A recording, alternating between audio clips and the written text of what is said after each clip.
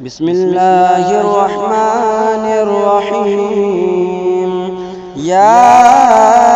أيها المدثر قم فأنذر وربك فكبر وثيابك فطهر والرجز فاهجر ولا تمنن تستكثر ولربك فاصبر فإذا نقر في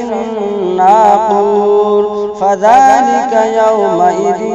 يوم عسير على الكافرين غير يسير. ذرني ومن خلقت وحيدا وجعلت له مالا ممدودا وبنين شهودا ومهدت له تمهيدا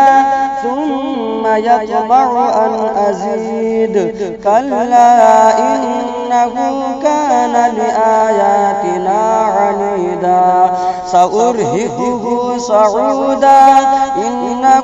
فكر وقدر فقتل كيف قدر ثم قتل كيف قدر ثم نظر ثم عبس وبصر ثم أدبر واستكبر فقال إن هذا إلا سحر يؤثر إن هذا إلا قول البشر سأصليه سقر وما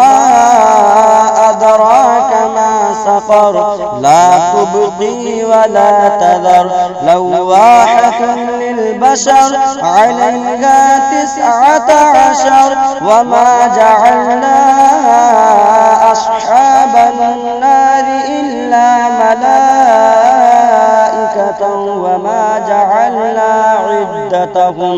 وما جعلنا عدتهم إلا فتنة للذين كفروا ليستيقن الذين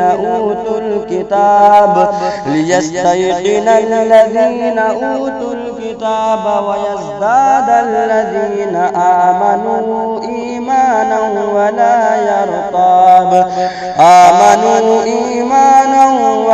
يرتاب الذين أوتوا الكتاب والمؤمنون وليقول الذين في قلوبهم مرض والكافرون ماذا أراد الله بهذا مثلا كذلك يضل الله من يشاء ويهدي من يشاء وما يعلم جنود ربك إلا هو وما هي إلا ذكرى للبشر كلا والقمر والليل إذا أدبر والصبح إذا أسفر إنها لإحدى الكبر نذيرا للبشر لمن شاء منكم أن يتقدم أو يتأخر كل نفس بما كسبت رهينة إلا أصحاب اليمين في جنات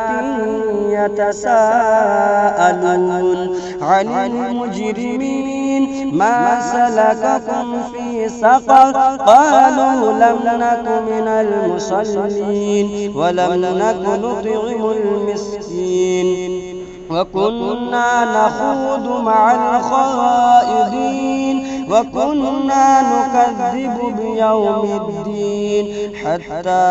أتانا اليقين فما تنفعهم شفاعة الشافعين فما لهم عن التذكرة معرضين كأنهم حمر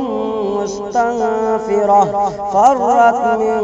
قسورة بل يريد كل امرئ منهم أن يؤتى صحفا منشرة كلا بل لا يخافون الآخرة كلا إنه تذكرة فمن شاء ذكره وما يذكرون إلا أن يشاء الله हुवा अहलुत तक़वा व अहलुल मग़फ़िरह। सल्लल्लाहु अलैका या रसूलल्लाह